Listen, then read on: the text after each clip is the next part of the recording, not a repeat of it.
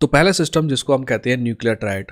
Nuclear triad, ऐसा मैं ये नहीं कह रहा हूँ कि रशिया न्यूक्लियर ट्रायड पर निर्भर नहीं करता, बट रशिया के पास न्यूक्लियर ट्रायड के अलावा एक और सिस्टम भी है।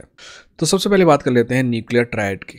न्यूक्लियर ट्रायड क्या होता है? न्यूक्लियर ट्रायड इस ऐसी कैपेबिलिटी को कहते हैं जो आप 3 अलग अलग जगह से सामने वाले पे न्यूक्लियर हमला कर सकें। ऐसा इसलिए किया जाता है क्योंकि मान लीजिए एक सिनारियो है, इंडिया और पाकिस्तान दोनों न्यूक्लियर मुल्क हैं।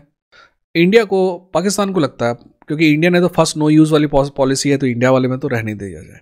अब पाकिस्तान की तरफ से आप सोचिए, पाकिस्तान अगर सोचता है कि इंडिया पे वो हमला करेगा, तो इंडिया की फर्स्ट यूज़ पॉलिसी है, यानी इंडिया तो पहले हमला नहीं करेगा, पाकिस्तान ही करेगा। पर अगर पाकिस्तान हमला करता है तो इंडिया की न्यूक्लियर डॉक्ट्रिन कहती है कि हम ओवरवेलमिंग रिस्पॉन्स देंगे।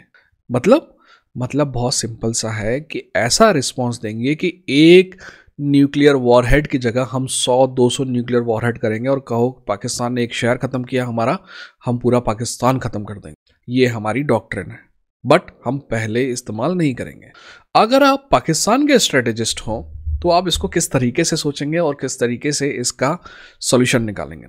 देखिए, अगर आप पाकिस्तान के स्ट्रेटेजिस्ट हैं तो आप सोचेंगे कि यार इंडिया पे अगर एक मिसाइल मारेंगे तो भी वो ओवरवेलमिंग रिस्पॉन्स करता, तो एक काम करो, अपने पास जितनी है सबके सब एक ही बार में डाल दो, हो सकता है कि इंडिया ही खत्म हो जाए।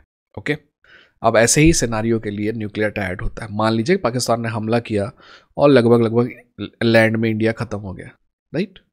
पर न्यूक्लियर ट्रायड कहता है कि अगर आप लैंड से फायर बैक नहीं कर सकते न्यूक्लियर मिसाइल, तो आप हवा से करेंगे। इसका मतलब हमेशा इंडिया का कोई ना कोई न्यूक्लियर केपेबल फाइटर जेट हमेशा एयरबॉर्न रहेगा, यानी कि इंडिया में धरती में अगर न्यूक्लियर हमला होता है तो अगर हम धरती से जवाब नहीं दे सकते तो वो आसमान से जवाब देगा।